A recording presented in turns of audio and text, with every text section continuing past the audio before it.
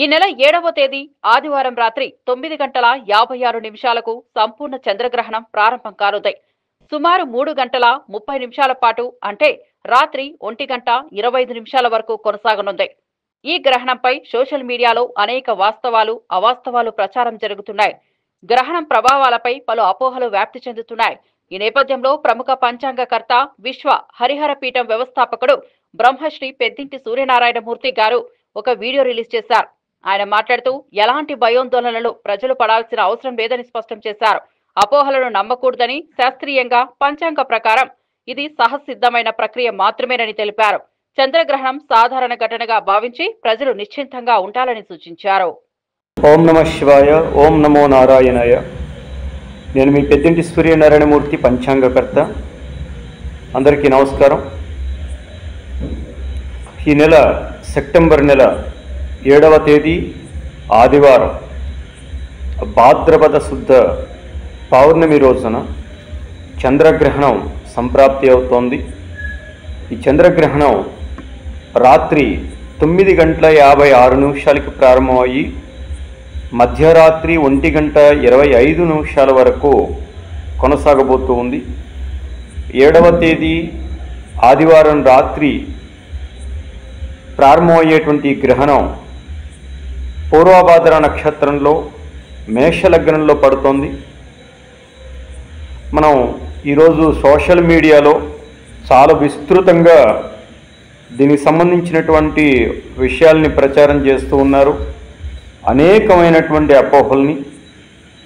దయచేసి వాటిని నమ్మాల్సిన అవసరం లేదు. ఎవరు ఎలాంటి భయాందోళనలు చెందాల్సిన అవసరం లేదు. గ్రహణాలు సహజంగా ఏర్పడుతూనే ఉంటాయి. మరలా ఈ సంవత్సరంలోనే మరొక గ్రహణం కూడా ఎదుర రాబోతుంది, చంద్రగ్రహణమే. ఇది చిట్ట చివరిది అన్నట్టు, లేదంటే ఇదే మొదటిది అన్నట్టు, ఇక నింగి విరిగి మీద పడిపోతుంది అన్నట్టు ఈ రకమైనటువంటి వ్యవస్థ తయారు చేశారు సోషల్ మీడియా ద్వారా. దీన్ని నేను పూర్తిగా ఖండిస్తూ, ఎవరు ఎలాంటి ఆందోళన చెందాల్సిన అవసరం లేదు అన్నది నేను తెలియజేస్తూ, మా పీఠం విశ్వహరిహర పీఠానికి అనుచరులుగా ఉన్నటువంటి చాలామందిని మీరు ఎలాంటి భయాందోళన చెందొద్దని నేను కోరుతున్నాను. ఈ సందర్భంలో మేము పంచాంగకర్త కింద గత 18 సంవత్సరాలుగా ఉన్నాం. మేము రాసినటువంటి పంచాంగం ఇది. ఈ పంచాంగం ప్రకారంగానే నేను మాట్లాడుతూ ఉంటాను. ఇతరమైనటువంటి ఏ పంచాంగాలని మేము ఎంకరేజ్ చేయాల్సిన అవసరం లేదు. మమ్మల్ని అనుసరించి ధర్మాన్ని పాటిద్దాం అనుకునేటువంటి వారికి మేము ఖచ్చితమైనటువంటి దిశానిర్దేశాన్ని మేము మాట్లాడుతూ ఉంటాం. దాంట్లో భాగంగానే నేను ఇప్పుడు ఇలా లైవ్లోకి, వీడియోలోకి రావడం జరిగింది. కాబట్టి ఎవరు ఎలాంటి ఆందోళన చెందాల్సిన అవసరం లేదు. ప్రధానంగా పూర్వభాద్ర నక్షత్రం, మేషలగ్నం, కుంభరాశి, మీనరాశి ఇత్యాది రాశుల వారికి ఇబ్బందులు ఉంటాయన్నటువంటి మాట వాస్తవమే. కానీ అది కేవలం ఒక 10 నుంచి 15% మాత్రమే ఇబ్బందులు అనేటువంటివి ఉంటాయి. అవేవి పెద్దవో, అదేదో ప్రాణాపాయ స్థితో అని భయాందోళన చెందాల్సిన అవసరం ఏమాత్రం కూడా లేదు. 12 రాశుల వారు, 27 నక్షత్రాల వారు మీరు మీ ఇష్టదైవాన్ని గ్రహణ సమయంలో సాధన చేయండి. దయచేసి మనందరం చేయాల్సింది ఏమిటయ్యా అంటే, సాధనా బలాన్ని మనం ఎప్పుడైతే పెంచుకోగలుగుతామో, మనం ఎప్పుడైతే మన ఇష్ట దైవాన్ని, గురుముఖత తీసుకున్నటువంటి మంత్రాన్ని ఎల్లవేళలా, అది గ్రహణ సమయంలో ఎంత ఎక్కువ చేయగలుగుతామో అన్ని వందల వేల రెట్లు ఫలితాన్ని మనం చూడగలుగుతాం. సాధారణ రోజుల్లో మీరు చేసేటువంటి ఒక మాల అంటే 108 మాల జప సంఖ్యకి 108 మార్కులు మీకు పడినట్లయితే, గ్రహణ సమయంలో దాన్ని మీరు ఒక మాల చేసినట్లయితే అది 1,00,000 మార్కులు పడతాయి. అంటే అది అత్యంత శక్తివంతమైనటువంటి కాలంగా మనకి పెద్దలు, ఋషీశ్వరులు అందించారు.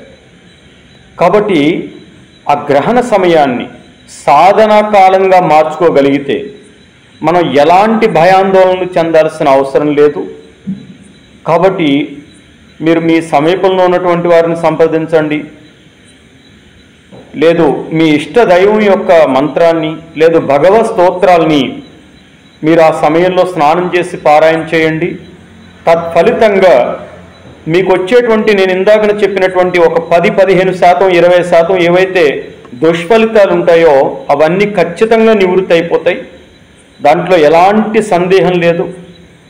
మాకు గురువులు దగ్గరలో లేరు, మేము రోజు ఏవి చదవట్లేదు అనేటువంటి వారు నమశివాయ అనేటువంటి మంత్రము, ఓం నమో నారాయణాయ అనేటువంటి అష్టాక్షరీ మహామంత్రము, శివ పంచాక్షరీ మహామంత్రము, లేదు లలితా సహస్రనామావళి స్తోత్రము, లేదు ఇతరమైనటువంటి భగవత్ స్తోత్రాలు ఏవైనా సరే పారాయణ చేయండి. తత్ఫలితము మీరు కొన్ని వేల పర్యాయాలు ఆ స్తోత్ర పారాయణ మంత్రపారాయణ చేసినటువంటి ఫలితం దక్కుతుంది. తత్ఫలితంగా మీకే కాక మీ కుటుంబంలో ఉన్నటువంటి ప్రతి ఒక్కరిపైన దుష్ప్రభావాలు చూపిస్తాయని మీరు భయపడుతూ ఉన్నారు కదా, అవేవి కూడా మీ దరిదాపుల్లో కూడా రావు. ఇది ఖచ్చితమైనటువంటి విషయం. కాబట్టి దయచేసి మీరు మీ సాధనా బలాన్ని ఆ సమయంలో పెంచుకోండి. ఎప్పుడు నిద్రపోతూనే ఉంటాం, ప్రతిరోజు రాత్రి నిద్రపోతూనే ఉంటాం. కానీ 7వ తేదీ రాత్రి మనం స్నానం చేసి 9:56 గ్రహణం ప్రారంభం అవుతుంది. 9:56 తర్వాత స్నానం చేసి శుచిగా మంచి బట్ట కట్టుకుని భగవంతుడి దగ్గర దీపారాధన చేసి అక్కడనే కూర్చుని మీ ఓపిక ఉన్నంతసేపు గ్రహణం సుమారు 3:19 సుమారుగా గ్రహణ సమయం ఉంటుంది. అంటే మధ్యరాత్రి 1:25 వరకు ఉంటుంది. మీరు ఎంతసేపు చేయగలుగుతారో అంతసేపు ఇష్టదైవాన్ని భగవత్ ప్రార్థన చేయండి, భగవత్ నామ స్తోత్రం చేయండి, భగవన్ నామాన్ని చెప్పండి. ఆ సమయంలో మీకు ఏవైతే ఇబ్బందులు వస్తాయో మీరు సోషల్ మీడియాలో విని భయపడుతూ ఉన్నారో అలాంటి ఇబ్బందులు ఏవీ కూడా రావు. దయచేసి ఎవరు ఎలాంటి ఆందోళన చెందాల్సిన అవసరం లేదు. మీకు అంతగా అనుమానం ఉన్నట్లయితే మర్నాడు ఉదయం మీ దగ్గరలో ఉన్న శివాలయంలో కానీ మీ దగ్గరలో ఉన్నటువంటి విష్ణాలయంలో కానీ వెళ్ళి స్వామివారి దగ్గర మీ గోత్రనామాలతోటి అర్చన అభిషేకాది క్రమాలు చేయండి. ఇది సరిపోతుంది. అంతే తప్ప సోషల్ మీడియాలో ఏవేవో విని మీరు భయాందోళన చెందాల్సిన అవసరం లేదు. అదేవిధంగా మరొక ప్రధానమైనటువంటి విషయం ఏంటంటే చాలామంది ఏవేవో వీడియోలు చూసి వాటిల్లో ఉన్నటువంటి మంత్రాలు చదివేద్దాం, అవి చేద్దాం, ఇవి చేద్దాం అనేటువంటి కొన్ని ప్రయత్నాలు చేస్తూ ఉంటారు. అవి జాగ్రత్తగా ఆలోచించి చేసుకోండి. అవి మీ నక్షత్రానికి మీ యొక్క స్థితికి అవి సరిపడతాయా లేవా, ఆ సాధనలు మనం చేయొచ్చా లేదా, ఆ మంత్ర సాధన వల్ల ఫలితం ఉంటుందా లేదా, ఆ మంత్ర దేవతని మనం అనుష్ఠించాలా లేదా, ఇలాంటి అనేకమైనటువంటి విషయాలు ఉంటాయి వాటి వెనకాల. కాబట్టి దయచేసి వాటిని ఆలోచించి వాటిని తెలుసుకుని మాత్రమే ఆ యొక్క సాధనలు యూట్యూబ్లో చూసేటువంటి మంత్రాలు లేదా ఫేస్బుక్లోనో లేదా ఇతరితర సోషల్ మీడియాలో ఉన్నటువంటి మంత్రాలను మీరు అనుసరించండి. అంతే తప్ప కానీ గుడ్డిగా ఏది దొరికిందో దాన్ని తీసుకుని మంత్రం దాన్ని అనుసరించేద్దాం, దానివల్ల ఫలితాలు ఏవేవో పొందేద్దాం అనేటువంటి దానికన్నా మనం ఇబ్బందులు పడాల్సినటువంటి పరిస్థితి ఉంటుంది. ఈ సనాతన ధర్మానికి ఒక్కటే సొంతం ఈ ప్రకృతితో మమేకమైనటువంటి జీవన విధానం. మీరు గమనించండి, ఇతరమైనటువంటి ఏ విశ్వాసంలోనూ కూడా ఈ గ్రహణము, గ్రహణ నియమాలు, గ్రహణంలో సాధనా కాలాలు ఇవేవి ఉండవు. ఒక్క సనాతన ధర్మానికి మాత్రమే మనకి చెందింది. మనం లౌకికమైనటువంటి కోరికల కోసం అనేకమైన పూజా విధానాలు చేస్తాం. భగవంతుడికి మనకి సంబంధం అంతవరకునేనా? కాదు. మనం ఎందుకోసం వచ్చాం ఈ జీవితంలోకి, మనం ఏం చేయాలి, మనం చేసేటువంటి సాధన బలం మనల్ని ఎంతవరకు తీసుకుని వెళ్తుంది, అది మనం భవిష్యత్తులో వచ్చేటువంటి జన్మల వరకు అది ఎంతవరకు ఉపయోగపడుతుంది అనేటువంటి విషయాల్ని తెలుసుకోవాల్సిన అవసరం ఉంది ప్రతి ఒక్కరూ కూడా. కేవలం మనం లౌకికమైనటువంటి విషయాల కోసం మాత్రమే ఒక పూజని, ఒక హోమాన్ని, ఒక యజ్ఞాన్ని, ఒక అభిషేకాన్ని మాత్రం ఆచరిస్తూ ఉంటాం. కాదు, అది జీవితానికి ఉపయోగపడేది, మన సాధన బలానికి ఉపయోగపడేది ఏది ఉందో దాన్ని మనం చేయాల్సిన అవసరం ఉంది. మన సాధన బలం మనం పెంచుకున్నట్లయితే అది ఇప్పుడే కాదు, ఈ జీవితంలోనే కాదు, రేపు వచ్చేటువంటి భవిష్యత్ తరంలో కూడా అది ఉపయోగపడుతుంది. మన సాధనకి మనం ఉపక్రమించేటప్పుడు ఆకలి, దప్పిక, వేడి, చలి ఇలాంటివన్నింటినీ కూడా భరించాలి. మనం వాటిని భరించే స్థితిలో ఉండదు మన మనస్సు. అది అబద్ధం.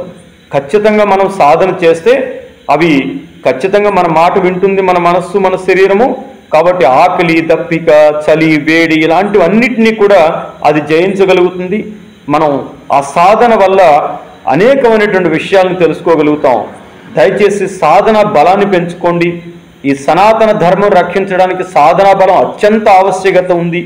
కాబట్టి దయచేసి మీరు రక్షింపబడాలి, మీ కుటుంబం రక్షింపబడాలి, ఈ ధర్మం రక్షింపబడాలి, ఈ దేశం రక్షింపబడాలి అంటే మన సాధనా బలం కూడా పెరగాలి. మన శరీర బలంతో పాటు మన మానసికమైనటువంటి బలంతో పాటు సాధనా బలం కూడా పెరిగినట్లయితే మనం ఖచ్చితంగా చాలా ఉన్నతమైనటువంటి స్థానానికి వెళ్తాం. దయచేసి మీరు చేసేటువంటి భగవత్ ఆరాధన సాధన బలాన్ని పెంచుకోవడానికి ప్రయత్నం చేయండి. గ్రహణ సమయంలో ఎలాంటి ఆందోళనలు చెందొద్దు. సోషల్ మీడియాలో వచ్చేటువంటి భయభ్రాంతులు అయ్యేటువంటి ఎలాంటి విషయాలపైనా కూడా మీ మనస్సు వెళ్ళొద్దు. మర్నాడు ఉదయం మీ దగ్గరలో ఉన్న శివాలయంలో కానీ విష్ణాలయంలో కానీ ఒక అభిషేకము, అర్చన, పేదలకి దానము, లేదో ఆవులకి గోవులకి దాన కార్యక్రమం చేయడం, ఇవి చాలా ఉత్తమమైనటువంటి ఫలితాలు ఇస్తాయి. దయచేసి ఆ విధానంలో మీరందరూ ప్రయత్నం చేయాలి అని చెప్పి, భగవద్ అనుగ్రహం మీ అందరికీ కలగాలని చెప్పి పార్వతీ హరిహరేశ్వర మరకతలింగేశ్వర స్వామి వారిని నేను మనసా వాచా కర్మణ కోరుతూ శుభం. జయోస్తు.